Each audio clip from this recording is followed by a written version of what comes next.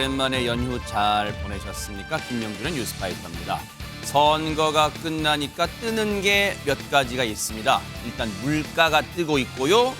국회의원들을 실은 비행기가 뜨고 있습니다. 무슨 얘기냐고요? 21대 국회 종료 3주를 남겨놓고 여야 의원들이 다정히 손잡고 너나 할 것 없이 외유성 해외 출장을 가고 있다고 합니다. 협치하더니 정말 기가 막힌 협치네요. 협치는 하시는지 몰라도요. 염치는 정말 없으십니다. 21대 국회 입법 성적표는요. 사상 최악이라고 하니까 드리는 말씀입니다. 답답합니다. 5월 7일 화요일 김명준의 뉴스파이터 본격적으로 시작해 보도록 하겠습니다.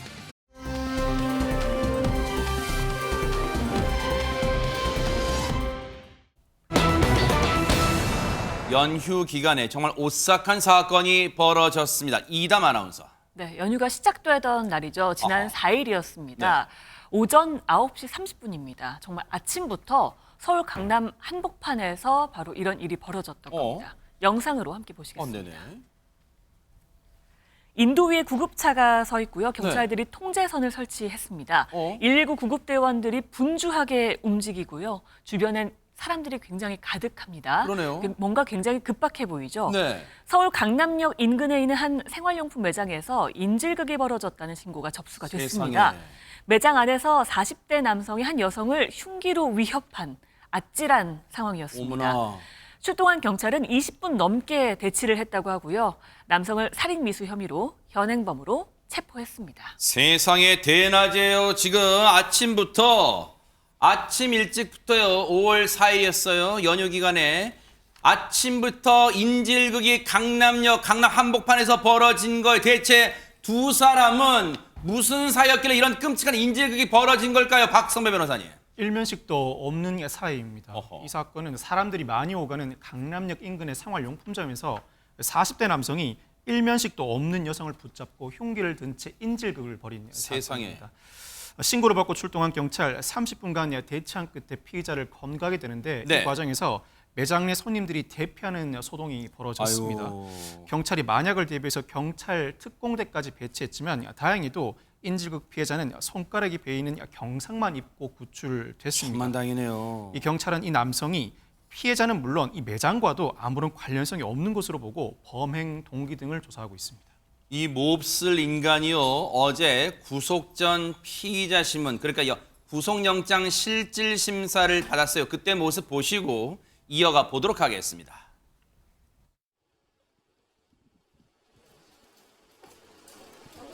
저는 억울합니다. 우린 이유가 있을까요? 사전에 범행 계획하셨나요? 영국으로 외 같은 적들이 다 도망갔습니다. 혐의 인정하십니까?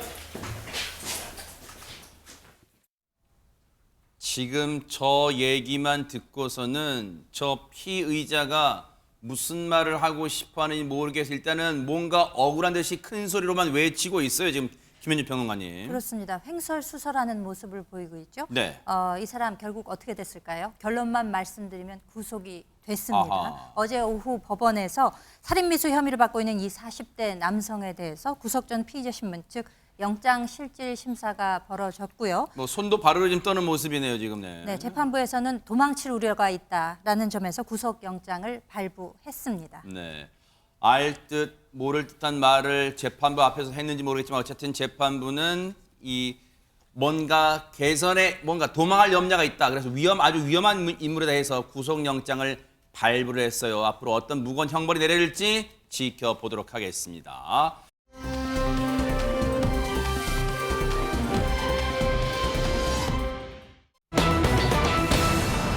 자, 이번 얘기 들으시면요. 이게 우리나라에서 벌어지는 일 맞나? 또 이런 생각 드실 거예요. 이담 아나운서.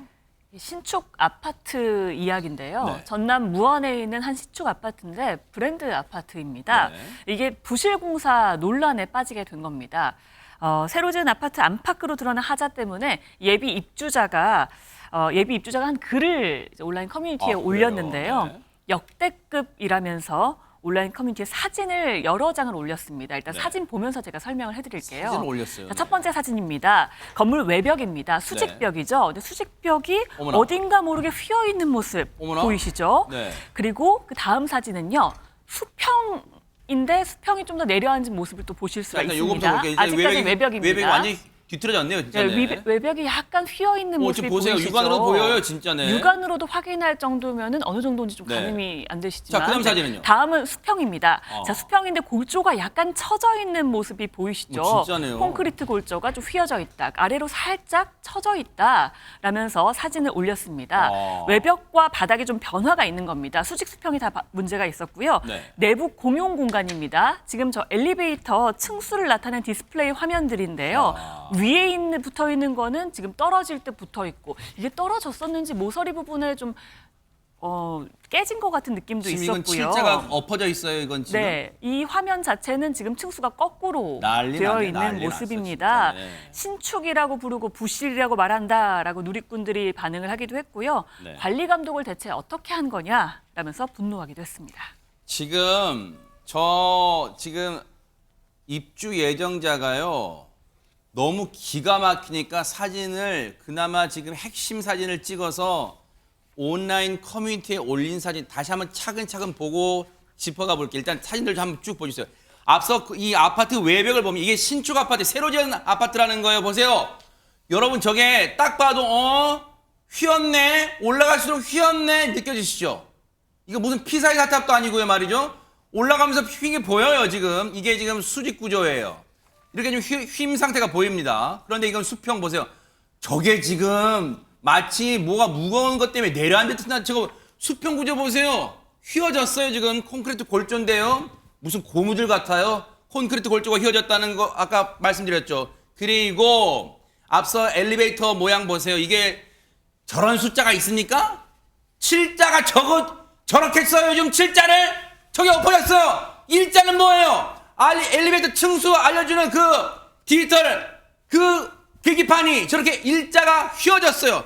자, 지금 이걸 하재근 평론가님도 말씀드린 순간 저걸 짚어보는 순간 합류를 하셨는데 하재근 평론가님 저게 지금 새로 지은 아파트로 지은 지 20년 30년 된 아파트가 아니라 어떻게 보였어요? 그러니까 바로 신축 아파트라고 하는 네. 건데요. 그러니까 전남 무안에 지금 그 국내 대형 건설사 중에 한 건설사가 네. 신축을 했다는 겁니다. 지금 2021년 11월 달에 분양을 했는데 네. 당시에 84제곱미터, 한 34평 정도 넓이의 분양가가 3억 6천만 원이었었는데 와, 지금 말씀하시니까 저 사진 좀 볼게요. 대박 저게 되어 있다고 지금 저렇게? 저게 이제 곳곳에? 공사 중이 아닙니다. 실제 어머나. 완성이 된 겁니다. 이번 달 말에 입주가 예정이 된 겁니다. 대박 사건이네요. 입주가 예정이 돼서 사전 점검을 했는데 네. 점검을 해보니 방금 보신 것 같은 여러 가지 하자가 등장했다라고 네. 하는 것이고 이 내용을 알린 작성자가 뭐라고 그랬냐면 각 집마다 하자가 평균 150군데에서 많게는 200군데 이상 나왔고 또 공영 공간에서도 하자가 판을 친다 이렇게 주장하는 상황입니다. 이게요, 우리 뉴스파이터가 가끔 진짜 발전이 덜 된 나라가 날림 뚝딱 이렇게 지은 아파트가 정말 부실덩어리야. 그렇게 정말 황당한 영상으로 저희가 몇 번 보여드린 적은 있지만요. 최정화 기자님, 이게 대한민국에서 지금 이렇게 지었다는 거예요. 네, 맞습니다. 분노한 예비 입주자들은요, 지난 2일에 단체 행동에 나서게 됐는데요. 어허. 이 현수막을 좀 주위에서 제가 좀 봤는데, 네. 엄마, 우리 집은 왜 벽이 기울어져 있어요? 라는 글이 적혀져 세상에. 있다던가, 이 부실 시공 시공사 아웃, 준공 승인 아웃이라고 적혀져 있는 이 현수막을 들고요. 지금 보세요. 지혜송이 말씀 중에 창틀이 앞서 보셨어요? 야, 이거 보세요. 창틀이 저게 지금 벌어졌어요. 지금 저게 지금 야, 진짜 예, 말씀하세요. 네. 네, 맞습니다. 이렇게 좀 여러 가지로 이 예비 입주자들 입장에서는 이 집에 들어가서 산다라는 것이 굉장히 좀 불안할 수 있는 부분들이 많이 보여지고 있는 모습이죠. 네. 그래서 단체 행동에 나선 것으로 보여지는데요. 네. 이들은 무안 군청 측에 이 준공 승인을 반대하는 시위를 벌이기도 했습니다. 또 지난 3일부터요, 이 해당 지자체 온라인 이 민원 게시판이 입주 예정이 되어 있는 사람들의 이 민원으로 도배가 되고 있는 상황인데요. 있는데요. 네. 이 민원인들은 자신이 이 단지의 예비 입주자다라고 얘기를 하면서 네. 군수 차원에서의 대응이 필요하다. 그리고 중곤 승인 중지가 필요하다. 또 정밀 안전 진단 후에 2차 사전 점검 재개 등을 요구한다 등을 주장하고 있습니다. 저게 딱 봐도 일단 부실하다. 곳곳에 지금 하자 투성이다 이런 게 느껴지잖아요. 사진만 봐도 지금 저 올라온 사진은 일부에 불과하다는 거 아니에요. 그런데 저걸 공사한 그 시공사 있을까? 저 아파트를 지은 시공사 입장은 뭘까요? 박성배 변호사님. 뉴스파이터 취재 결과 시공사 측은 실수를 한 부분인 건 맞지만 충분히 보수가 가능한 경미한 하자라는 입장입니다. 입주자들과 협의 중이고 입주 전에 충분히 의견을 반영해서 문제없이 입주할 수 있도록 도울 것이라고 해명을 내놨는데 뉴스파이터 추가 취재 결과 관련 전문가도 구조적인 부분에서는 문제가 없어 보이고 안전을 위협하는 수준은 아니기 때문에 보수로 해결이 가능하다고 합니다. 그렇지만 주민들을 안심시키기 위해서는 이 실측 및 도면과의 비교 설명은 필요할 것 같다고 합니다. 야, 뭐 전문가들조차 저 사진을 보고 구조적인 부분에 지금 뉴스파이터 제작진이 취재한 거예요. 전문가분한테. 구조적인 부분에선 문제가 없어 보이고 안전을 위협하는 수준은 아니라고 전문가도 일단 얘기를 하고 있으니까 자 그러면 자 어쨌든 입주 예정자들의 불만은 이만저만이 아니고 지금 분노가 하늘을 찌를 듯 하잖아요. 그건 맞잖아요. 그러니까 자 보수 절차를 깨끗하게 해주세요. 김현진 평론가 그게 제일 필요해 보이고 그리고 주민분들의 불안감 실질적으로 안전할 수 큰 안전에 큰 무리는 없다 하더라도 불안감은 잠식시켜 줄 필요가 있잖아요 지금. 당연히 그렇죠. 집 아닙니까? 우리가 이렇게 무슨 그러니까요. 사는 물건이 아니고 집이잖아요. 그리고 신축에 입주한다 그러면 얼마나 꿈의 부품입니까? 그렇죠. 새 집에 들어가서 살아야 되는데 그런데 하나를 보면 열을 안다고 그 기기판 하나 이렇게 된 것만 보더라도 아 저건 진짜 야 이건 진짜 와 보세요. 네. 정말 얼마나 걱정이 되시겠어요. 네. 속으로는 아무리 하자 보수를 해준다고 네. 하더라도 뭔가 불안하다라는 생각을 하는 것이 인지상정 아니겠습니까? 네. 이 무안군청 측에도 이와 같은 민원이 아마 쏟아졌던 그러겠죠. 모양입니다. 왜 안 그랬겠습니까? 네. 군청 측의 이야기를 한번 들어볼까요? 네. 하자 보수가 모두 완료가 되어야 준공 승인을 내줄 것이다. 그러니까 현재 주민들 요구가 많아서 안전 진단도 요청해둔 상태니까 네. 좀 염려 마시라라고 좀 일단은 안심시키는 그런 내용이 나왔는데 아마 정밀 진단 수준이 되지 않을까 싶어요. 이 안전 진단 결과가 어떻게 나올지 그 결과를 좀 지켜봐야 될 것 그래요. 같습니다. 자, 뭐 시공사도 경미한 수준이라고 하고 앞서 말씀드렸죠. 전문가도 안전을 위협하는 수준은 아니라고 해요. 그러니까 자, 주민분들의 불안감 그리고 보수는 철저하게 하자 보수는 철저하게 해주시고 주민분들의 불안감 반드시 잠재워 주시길 바라고요. 무안군청도 저게 다 깨끗하게 정말 큰 의혹 오점 없이 다 될 때까지 준공 승인 꼭 미루기를 지켜보도록 하겠습니다.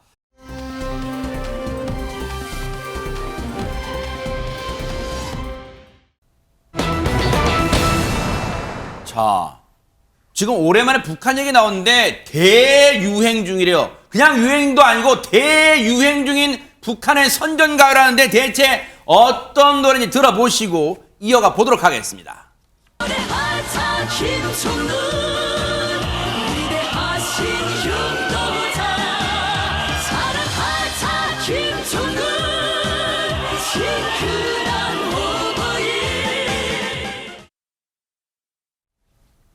자, 이게요. 북한에서 유행하는 이 음악인데 최근에 여러분 뉴스파이터 전해드린 기억나실 거예요. 북한이 뮤직비디오를 만들었어요. 뭐 친근한 어버이인지 뭔지 김정은을 뭐 찬양하는 그런 노래를 만들었는데 근데 보세요.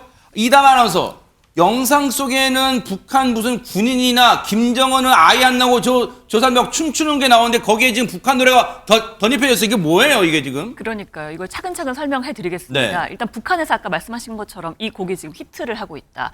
유행처럼 번지고 있다라는 소식은 뭐 알고 계실 겁니다. 네. 그런데 이게요. 제목이 친근한 어버이라는 노래거든요.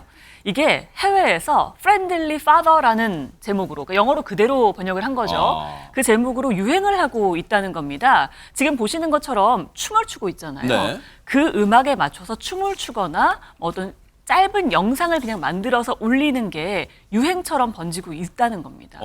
아니 근데 지금 저 사람들 예를 들어 그냥 아무 음악에 춤추는데 북한 음악을 저희가 입힌 게 아니에요. 실제 저 사람들이 친근한 어버이라는 북한이 최근에 넣은 뮤직비디오에 맞춰서 진짜 이 챌린지라는 춤을 추고 있는 거예요. 대박 사건. 근데 보세요. 어떤 영상인지 사실 보세요.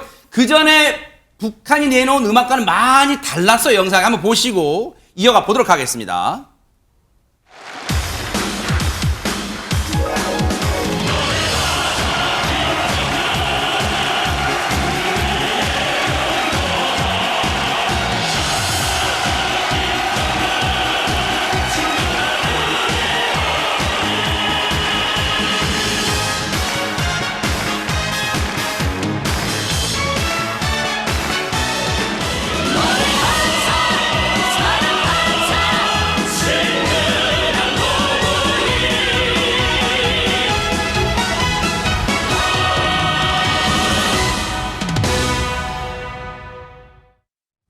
저게 북한의 뮤직비디오래요. 우리가 볼 때는 뭐 약간은 시대에 뒤떨어지면 한참 우리로 치면 한참 전에 그런 수준이에요. 그런데 어쨌든 저 앞서 저 음악에 맞춰서 댄스 챌린지를 하는 사람들은요. 최정학 기자님, 저 북한의 저 노래 가사는 이해는 하고 추는 걸까요?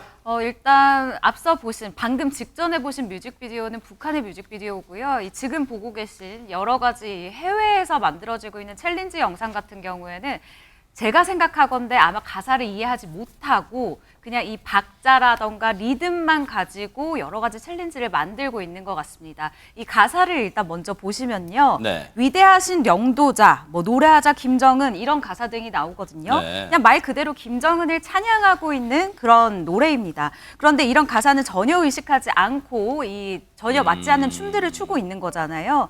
그런데 이 노래를 들은 세계 각국의 일부 젊은 이 세대들의 반응을 또 좀 취재를 해봤는데요. 네. 이 사이에서는 가사는 모르겠는데 그냥 리듬이 경쾌해서 좋다라고 이제 이런 반응이 나오고 있는 거예요. 네. 심지어는 이 네티즌들, 그러니까 이 누리꾼들 사이에서는 이런 농담도 나오고 있습니다. 미국의 굉장한 이 유명 가수 테일러 스위프트의 새 앨범을 날려버릴 정도의 중독성이 있는 노래다. 이 노래는 그래미상을 받아야 된다라고 하면서 이 노래 중독성에 대해서 그러니까 굉장히 좀 칭찬을 중독성이 하고 있다는 있는, 거예요, 저게? 그러니까 칭찬을 하고 있더라고요. 가사를 전혀 모르고 있으니까요. 대박 사건이네요. 그리고 실제로 방금 보신 이 영상들을 다시 보시면은요, 북한의 선전가요 이 친근한 어버이이고요, 안무는 전혀 상관없는 것들이기도 합니다. 네. 다른 챌린지곡의 안무이기도 하고요. 심지어는 또 저도 직전에 들어오기 전에 우리 이담 아나운서가 알려주셨는데 네. 우리 걸그룹 아일릿의 이 마그네틱이라는 이 안무를 추고 있는 해외 누리꾼도 있다고 합니다. 그러니까 앞서 저 사람들이 전부 다 외국 사람들이에요. 지금 얼굴 뿌옇게 칠해서 한국 사람이냐 외국 사람이냐 하실 텐데 일단 외국 사람들이 저렇게 댄스 챌린지 형식으로 썼는데 자기가 그냥 자기 댄스에 맞춘 거에 무슨 획일적인 게 아니라 앞서 영상 보시면 노래는 친근한 어버이란 북한 노래는 전부 춤이 다르죠. 지금 자기들끼리 알아서 쫙쫙쫙 맞추고 있어요. 그런데 하재근 평론가님 어떤 가사인지도 모르는데 앞서 중독성이 있다는 거 왜 이렇게 중독성이 있는 거예요 이게? 그러니까 이제 사람이 호강에 겨우면 네. 특이한 걸 찾게 되는 경향이 있거든요. 쌀밥도 많이 먹다 보면 밥은 좀 그만 먹고 싶고 특이한 거 먹고 싶잖아요. 그러니까 이 노래 딱 들으니까 촌스러운데 이상하게 신나는데 이런 느낌이 드는 거예요. 네. 요즘에 그 서구 사람들은 팝을 많이 듣잖아요. 요즘에 그 세련되고 복잡하고 또 뭔가 그 뭐 리듬앤 블루스 같은 이런 복잡한 팝을 듣다가 이 노래 딱 들으니까 굉장히 옛날 노래 같긴 한데 너무 단순하고 경쾌한 멜로디가 나오니까 원초적으로 신난다 그런 느낌이 들고 뭔가 좀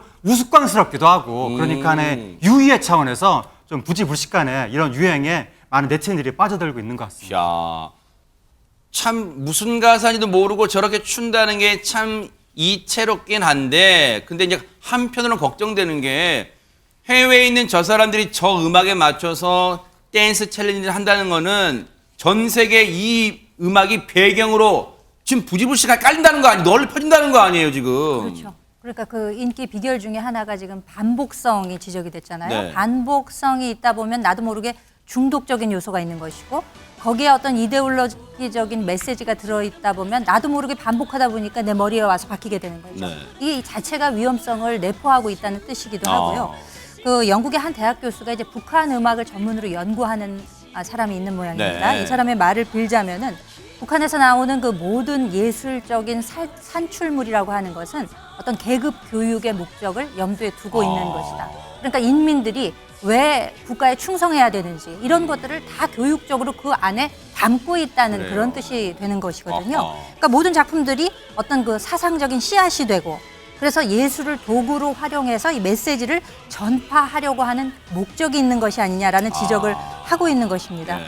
실제 북한은 그 체제가 성립된 이래 예술을 도구로 활용을 해왔죠. 그것은 문학이나 뭐 영화나 음악이나 그 장르에 상관이 없습니다. 그러니까 예술이라는 것은 순수 예술이어야 하잖아요. 근데 거기 목적성이 들어가 있는 거죠. 이데올로기를 전파시키려고 네네. 하는 또 내지는 선전선동을 하고 주민들을 계급 교육시키려고 하는 이런 메시지, 그 목적이 들어있는 것인데 탈북자들의 얘기를 들어보면은요. 네. 아침에 그들이 이제 눈을 뜰 때 들리는 음악이 있다 그래요. 어? 그 음악, 그러니까 모닝콜과 같은 네. 광장에서 들려오는 그 음악에도 그 메시지가 일관되게 들어가 있다고 하는 것입니다. 그러니까 우리로서는요, 저 사람들이 북한의 그 촌스러운 음악에 댄스 챌린지를 추는 걸 그냥 우습게 재미로만 볼 게 아니에요. 왜냐하면 전 세계 은연중에 알게 모르게 이 노래가 널리 퍼진다는 게 우리로서는 잘못된 김정은의 그 북한의 잘못된 체제 그리고 선전용으로 계속 퍼진다는 게 우리로서는 전혀 반가울 수는 없는 일이에요. 제발 저 사람들이 좀 깨달았으면 좋겠고 대체 이게 어떤 노래인지 깨달았기를 좀 기대를 해보도록 하겠습니다. 자, 여러분과 함께하는 김명준의 뉴스파이터 이제 다음 얘기로 넘어가 보겠습니다.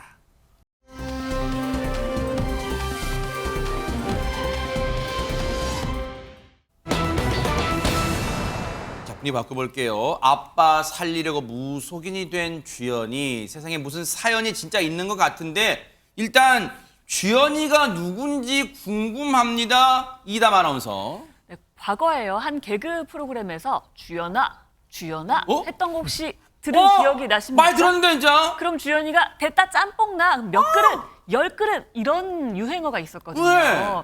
바로 이건요 2006년에 한 개그 프로그램의 코너였습니다. 맞아요. 정성호 씨와 지금 보시는 것처럼 맞아요. 네, 어허. 김주현 씨가 함께했던 코너였는데요. 코너 제목이 그냥 주연아였습니다. 어허. 김주현 씨는요, 2006년에 MBC 공채 15기 코미디언으로 데뷔를 했는데요. 당시에 미녀 개그우먼으로 굉장히 인기도 많았습니다. 주연아라는 코너로 짬뽕나라는 유행어까지 만들어내면서 2006년 데뷔하자마자 신인상까지 받은 바가 있는데요. 그런 김주현 씨가 오랜만에 근황을 전했습니다. 그래요. 코미디언이 아닌 지금은 무속인의 삶을 살고 있다고 합니다. 그래요? 야, 얼굴은 예전 그대로 좀 남아 있어요. 세월에 흘러도. 그런데 보세요. 일단 이야기만 듣고 김주연, 주연아 누구였는지 기억이 가물가물하실 거예요. 일단은 화면 보시면 아하 이 사람 하실 거예요. 한번 영상을 만나보시고 이어가 보도록 하겠습니다. 네, 안녕하세요. 주연아. 너 주연이 너 연락 짬뽕나. 예전에 개그우먼 김주연이었습니다. 네, 지금은 현재 무속인 김주연입니다. 반갑습니다. 15년 동안 개그우먼 활동을 하다가요. 2년 전에 갑자기 이제 신이 내렸거든요. 내림은 재작년에 받았는데 사실 신병은 그 전부터 있었어요. 낮에는 멀쩡해요. 저녁에 이제 만나자 약속했는데 저녁 되면 갑자기 열이 펄펄 나면서 아파. 그러다가 또 이제 몸이 안 좋아서 하는 하혈을 했어요. 근데 그냥 몸이 워낙 약해서 그냥 그런가 보다 했는데 그걸 2년을 모든 게 신병인지 모르고 있었는데 마지막에는 딱 반신마비가 와버리더라고요. 그래서 이제 대학병원까지 다 갔는데 뭐 평생 이렇게 살아야 된다. 그 말 한마디 하시는 거예요. 그래서 너무 충격이 먹어가지고 이제 눈물밖에 안 나오는 거야. 세상에 오랜만에 근황이 들려왔는데 신병을 앓았고 무속인이 됐다는 김주연 씨를 본 거예요. 김연주 평론가님. 그러네요. 네. 어느새 38살이 됐다고 하네요. 어허. 젊었을 때만 봤는데 네. 38세가 된 이 김주연 씨는 아마 한 34살경부터 신병을 앓았던 것으로 되돌아보니까 아마 그렇게 그래요? 이제 생각이 되는 것 같아요. 젊었을 때부터 증상은 있었지만 네. 왜냐하면은 반신마비가 어느 날 갑자기 됐대요. 세상에. 얼굴까지 그 증상이 나타나서 이제 마비가 어머나. 오게 된 거죠. 얼마나 심각한 증상이에요. 거기다가 무슨 하혈을 2년 가까이 할 정도로 어머나. 굉장히 건강 상태가 안 좋았다고 합니다. 네. 병원에 가도 뭐 딱히 고칠 수 없다. 그러니까 젊은 나이에 내가 이렇게 불치병에 걸렸나라는 생각을 하지 않았겠습니까? 내가 어쩌다 이렇게 몸이 안 좋아졌을까 이런 생각을 했겠죠. 네.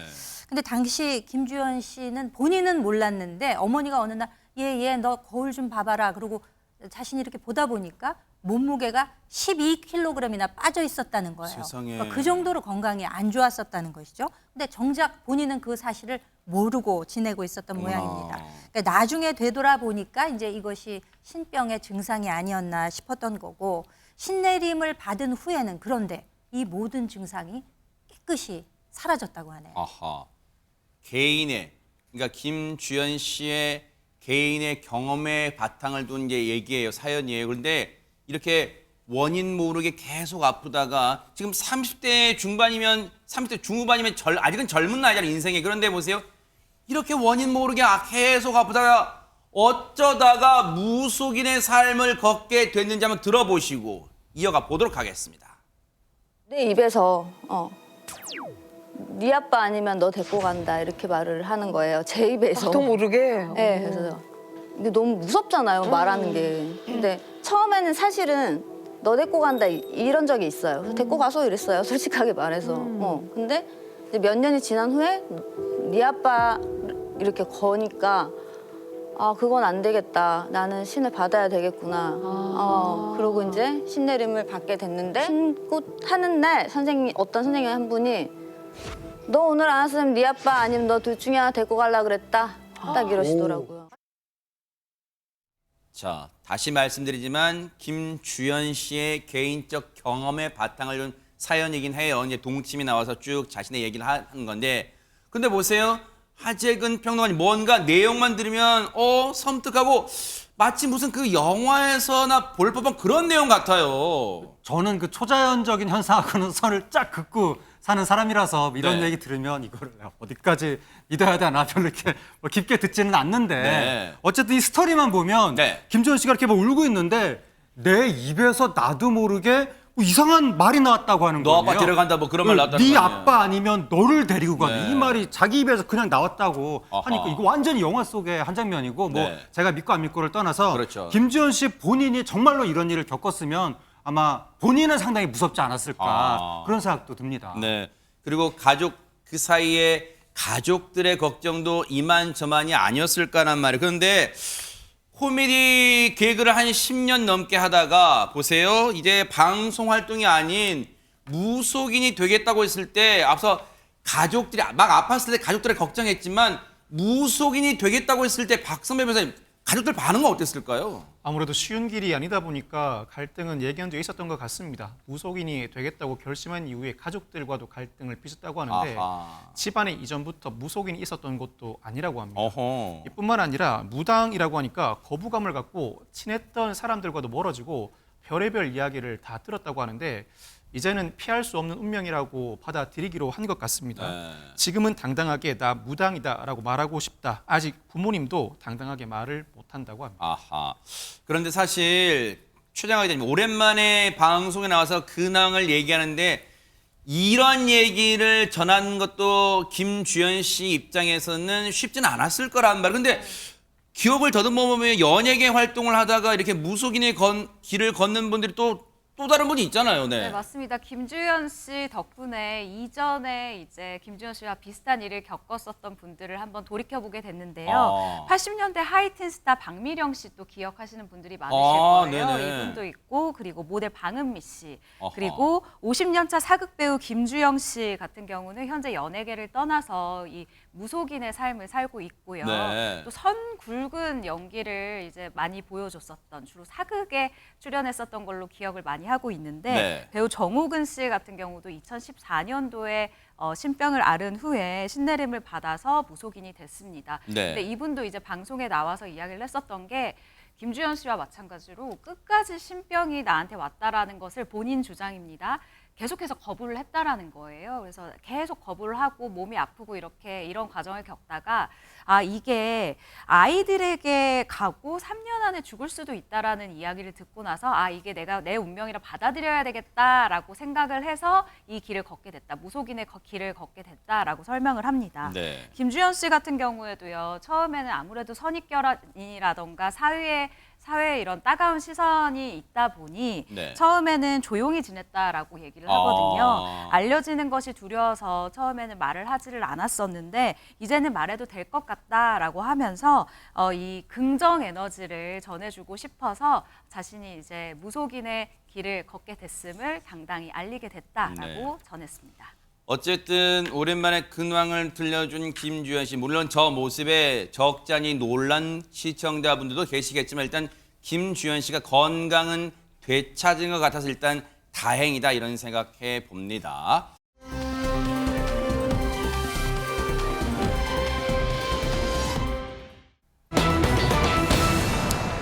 자, 분위기 바꿔볼게요. 세상에 지구도 앞에 툭 던지고 주랭나 뭔가 나쁜 짓을 한 것 같은 느낌이 확 드는데요. 최정화 기자님. 네, 지금 줄행랑이라는 단어도 굉장히 수상하고 이상한데요. 뭔가 툭 던졌다 이것도 너무 이상하잖아요. 그러니까요. 영상으로 준비했습니다. 아하. 함께 보시죠. 딱 걸린 거예요. 네.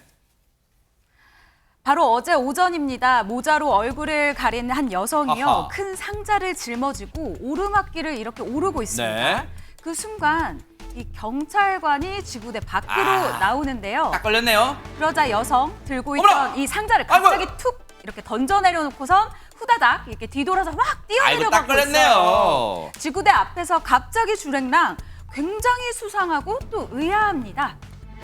아니, 그동안 많은 사건을 봤지만 세상에 경찰을 보고 화들짝 놀라서 도망가는 경우 10중 8구 뭔가 캥기는 구석이 있는 거잖아요. 박수모 변호사님. 보통은 마음에 걸리는 일이 있으니까 경찰을 보고 도망가기 마련인데 네. 그런데 이번 일은 그런 일들과는 차원이 다릅니다. 네? 이 여성이 두고 간 상자를 열어본 경찰 마음이 뭉클해졌다고 하는데 왜요? 상자를 열어봤더니 일단 편지가 있고요. 어? 이와 함께 옷, 과자, 라면 그리고 빛바랜 꼬깃꼬깃 1,000원짜리 지폐 저거예요? 30장이 들어있었다고 합니다. 어머나! 아마 그 경찰은 처음에는 의아해했다가 편지를 열어보고는 비로소 마음이 뭉클해졌을 것 같습니다. 아니, 저거 혹시 뭔가 잘못된 그 상자 지금 저희가 자료로 보여드린 거 아니에요? 지금 저거 혹시 하정은 변호사 우리가 상상했을 때는 저 툭 던지고 한 상자에 생활 쓰레기 이런 거 다 들어있을 줄 알았잖아요. 예, 여러 가지 뭐 안 좋은 상상을 했었는데 네. 저 안에 뭐 먹을 거라든가 옷가지라든가 어머나. 또 1,000원짜리로 30장, 그러니까 3만 원 어머나. 그게 들어있었는데 네. 그러면서 편지도 들어있었다고 합니다. 경찰들이 편지를 보고 너무나 이제 뭉클해졌다고 하는 건데 오호. 편지에 뭐라고 써 있었냐면 네. 저는 새 아이의 아빠입니다. 첫째는 장애 상급이고 저희는 수급자 가정입니다. 폐지를 팔면서 땀 흘려 돈을 모았지만 선물을 사고 나니까 3만 원만 남았습니다. 지폐가 꾸깃해서 다리미로 한 장씩 폈습니다. 많이 드리지 못해 미안합니다. 어려운 아이 가정에 전달돼서 어린이날 피자라도 사 먹게 했으면 좋겠습니다. 이런 내용이 적혀 있었다고 합니다. 어머나 세상에, 어머나 세상에, 그런 상자인 줄도 모르고 제가 그냥 생활 쓰레기 냅다 지금 지구대 앞에 내다버린 툭 하고 내다버리고 주랭랑 친자고 호들갑 떨고 하시니 제가 얼마나 진짜 어리석었어요. 근데 세상에 이 편지를 읽고 감동의 눈물을 주르륵 흘리셨다는 경찰분 얘기 들어보시고 이어가 보도록 하겠습니다. 제가 사무실 밖을 잠시 나갔었는데 어떤 여성분이 이래 박스를 하나 들고 오더라고요. 올라오다가 지구대 한 5m 정도 앞에서 박스를 두고 그냥 가시더라고요. 열어보니까 그 안에는 애기 옷 한 벌, 라면, 과자, 그리고 봉투 안에는 1,000원짜리 30장 편지지 이렇게 들어있더라고요. 편지를 일단 읽어보니까 작년에 그 기부했던 그분하고 필체도 같고 또 CCTV 영상을 보니까 모습도 비슷해서 그분이 또 올해도 이렇게 익명으로 기부를 했구나 알게 됐죠. 굉장히 가슴이 먹먹했고 어제 반성도 저도 많이 했습니다. 이렇게 세상에 따뜻한 분들이 있구나 이런 생각을 가졌죠. 참 저도 반성을 하게 되는 그런 장면인데. 근데 이담 아나운서 지금 얘기 들어보니까 경찰분은 저 툭 하고 상자를 던지고 가신 분이 누군지 지금 아는 듯한 눈치예요, 지금. 그러니까요. 이 기부를 한 게 한 번이 아닌 것 같죠. 네. 이게 지난해 10월에요. 이 부산 동부의 한 목욕탕 폭발 사고 당시에 현장에 출동했던 경찰관과 소방관들이 크게 다치는 사고 있었잖아요. 네네. 근데 그 당시에도 이들을 돕고 싶다면서 현금을 기부했던 사람이 있는데 바로 이분이었던 세상에. 겁니다. 지금 보시는 것처럼요. 1,000원짜리 지폐가 37장. 500원짜리를 16개를 모아서요. 현금 45,000원을 저렇게 기부를 하셨다고 해요. 네. 그리고 옆에 보시면 편지가 또 있습니다. 폭발 사고로 다친 경찰 소방관님 이제 뉴스를 보면서 좀 눈물이 났다라면서 편지까지 이렇게 들어있는 상자를 놓고 갔던 그 모습. 지구대 화단에 놓고 가는 그 모습이 바로 똑같았다라고 아까 이렇게 얘기를 해주신 건데요. 익명의 기부자는요. 지난해 9월을 시작으로 총 7번이나 기부를 했다고 합니다. 세상에. 정말 대단하신 분인 것 같습니다. 이 기부금은 모두 지역의 복지센터로 전달이 됐다고 아이고. 하네요. 아니 김현주 평론가님 진짜 이분은 천사네요. 인간 세계에 내려와 있는 천사의 천사 진짜. 정말 그러네요. 저도 반성을 하게 됐네요. 그러니까 이분이 기부한 것이 한두 차례가 아니고 무려 7차례나 기부를 했는데 그때마다 아마 지역 주민센터 위주로 이제 가서 기부를 했던 모양이에요. 그런데 이번에는 연휴였잖아요. 네. 어린이날이. 네. 그러니까 지역 주민센터가 문을 닫으니까 아무래도 지금 이 덕천 지구대에 와서 저렇게 선물을 놓고 가신 게 아닌가라고 덕천 지구대에서는 지금 이야기를 하고 있습니다. 네. 저 기부자가 놓고 가신 현금하고 기부 물품 이거 이제 오늘부터 업무가 시작됐잖아요. 그래서 덕천 지구대에서 저렇게 소중하게 세상에. 주민센터에 가서 전달을 마쳤다고 합니다. 네. 이런 마음 따스해지는 광경을 보고 우리 누리꾼들은 뭐라고 얘기를 했을까요? 정말 그 폐지를 팔아서 돈을 모은다는 것이 얼마나 힘겹고 어렵사리 모으는 일이겠습니까? 그렇게 해서 번 돈을 기부를 한다는 것은 정말 존경스러운 일이다. 그리고 정말 그 3만 원이 3천만 원보다 더한 값어치가 있다. 또 삭막한 요즘 세상에 정말 쉽지 않은 일인데 내가 다 부끄럽다. 이런 내용들을 서로 나눴습니다. 마지막 네티즌 분이 했던 말씀이 딱 제 느낌이에요. 참 제가 한없이 부끄러워집니다. 진짜 저런 착한 분들, 천사 같은 분을 그 툭 던진 걸 제가 한때 오해했어요. 근데 보세요. 이 분들이요. 세 아이의 아빠이신데 첫째가 장애 3급이에요. 수급자 가정이에요. 그런 거 있잖아요. 쉽게 말하면 내 새끼 번 돈으로 내 새끼 치료비하고 내 새끼 벌어먹이도 빠듯할 텐데 남을 돕고 경찰관 소방관들 고생하시는 거기에 써달라고 꼬깃꼬깃 지폐를 전달해드리고 정말 너무너무 진짜 우리 살아있는 천사의 모습 보여주셨고요. 이 기부라는 게 정말 선행이라는 게 꼭 넉넉해야만 할 수 있는 건 아니라는 것을 이 분이 보여주신 게 아닌가 그런 생각해 봅니다. 정말 아직도 대한민국은 따스한 온기가 있는 나라구나 느끼게 해 주셨으면 정말 감사의 박수 보내드립니다.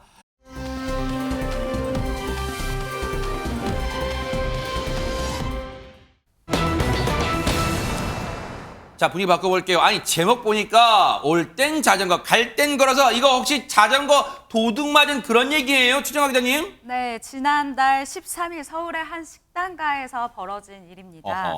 무슨 일이 있었길래 올 때는 자전거를 타고 왔다가 갈 때는 그냥 걸어서 갔다는 이야기일까요? 네. 영상 준비했습니다. 함께 네. 보시죠. 식사를 마친 한 손님이요 계산대로 저벅저벅 걸어옵니다. 네. 지갑을 꺼내는가 싶다니 이 식당 주인분과 몇 마디를 나눈 후에 네. 계산을 하지 않고는요 어허. 유유히 이 가게를 빠져나가는 모습. 도대체 무슨 대화가 오간 걸까요? 혹시 그런 거 아니에요? 그 있잖아요. 우리 앞에 우리 사장님이 계산하고 갔죠? 나 그 직원이에요. 뭐 그런 거예요? 그런 건 아니었고요. 네. 이 남성이 해당 식당에서 주류하고 안 주류해서 한 4만 원어치 정도를 먹었던 모양이에요. 근데 이 손님이 아까도 봤지만 지갑을 찾는 듯 네. 하더니 이제 그냥 나갔잖아요. 네. 지갑을 내가 놓고 왔어요라고 이야기를 하면서 아하. 제가 자전거를 타고 왔으니까 이 자전거 맡겨놓고 내일 와서 돈을 드릴게요. 이제 이렇게 된 겁니다. 네. 그러니까 이 가게 주인이 조금 미심쩍은 생각이 들기는 했지만 에이 뭐 자전거도 맡겼으니까 오겠지라고 생각을 했던 거죠. 네. 그런데 그 다음 날 돈을 지불하러 왔을까요? 오지 않았습니다. 아니 이담 아나운서 요즘은 그런 거 있잖아요. 휴대전화로 계좌 위치할 수 있고 하늘 텐데 근데 보세요. 지금 다음 날 돈을 내러 오지 않았다는 거예요. 그러면 자전거를 맡겨놨는데 설마 그래 저녁에라도 왔겠죠? 그러니까요. 자전거 맡긴 걸 잊어버리신 건지 아니면 그날 무슨 일이 갑자기 있어서 네. 못 온 건지 다음 날은 나타나지 않았는데요. 어허. 이분이 사흘 뒤에 이 자리에 나타났다고 야, 합니다. 그럼 그렇지. 돈을 냈을까요? 아하. 한번 영상으로 보시겠습니다. 네네.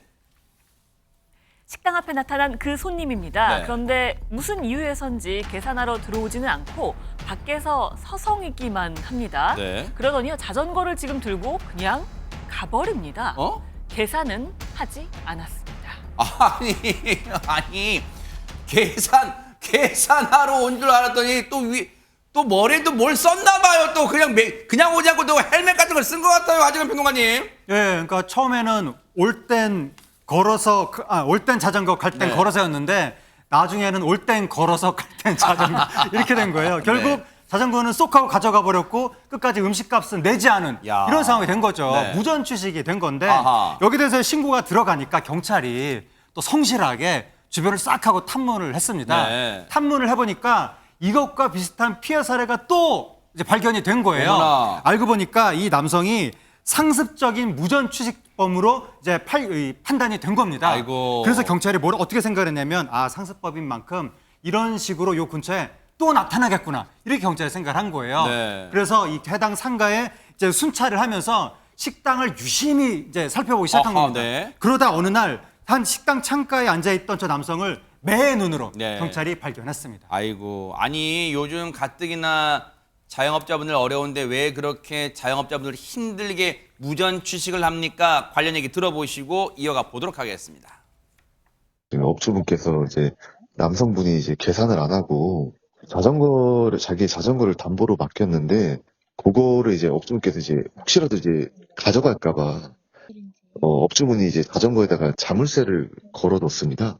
그 자물쇠 키는 그 영업장의 1층에 현관문 쪽에 걸어뒀었는데 그 용의자가 그 위치까지 파악을 해놨던 것 같습니다. 그 자전거 열쇠를 이제 가져가서 자물쇠를 풀고 그 자전거랑 전부 다 같이 가져간 상황입니다. 그래서 인근 이제 식당가에 다시 남성분께서 나타날 거라고 예측을 하고 식당가를 순찰하던 중에 다른 식당에서 이제 식사하는 이제 남성분을 확인을 하고 이제 검거를 하게 됐습니다. 아니 대박 사건. 아니 그럼 박성배 변호사님 이 몹쓸 인간이 저 식당 사장님이 저 자전거의 열쇠를 가게 안쪽에 걸어놨었는데 그것도 몰래 쓱 가져가서 나중에 저 열쇠를 자전거를 가져갔다는 거잖아요 지금. 그랬을 가능성이 매우 높습니다. 이 가게 주인이 혹시나 하는 마음에 자물쇠까지 걸어놨는데 하하. 이 남성이 이 자물쇠 열쇠 위치까지 파악해서 자전거와 함께 전부 다 가져가 버린 것입니다. 대박 사건이네 진짜. 이 사실 무전 취식은 범칙금 사안이지만 반복되면 사기죄가 적용되고 이 사건은 사기죄가 적용될 경우에도 범행 수법에 비춰볼 때 죄질이 매우 불량하다고 할 수 있습니다. 네. 이 다른 식당에 앉아 있는 남성을 발견한 경찰 인상착의를 확인한 후에 네. 이 추궁 끝에 자백을 받아내 검거하게 되는데 이 조사 결과 이 남성 이미 무전 취식과 절도 등 8건의 신고가 돼 있는 상황이었습니다. 당연히 사기죄가 적용되었고 이미 경찰은 유죄가 인정된다는 취지로 지난달 검찰에 사건을 넘겼습니다. 진짜 그렇게 하지 마세요. 정말로 배가 고팠다면 그런 거 있잖아요. 사장님, 제가 영업 끝나면 청소 깨끗하게 해드릴게요. 국밥 한 그릇만 주세요. 아니 그렇게 할 수 있잖아요. 그렇게 당당하게 땀 흘리고 얻어먹으면 되잖아요. 뭘 그렇게 돈 있는 것처럼 정말 피땀 흘려서 하시는 이 자영업자분들 뒤통수를 치고 그럽니까? 이 죄값을 달게 받길 자업자득인 거예요. 죄값을 달게 받기를 눈부릅뜨고 지켜보도록 하겠습니다.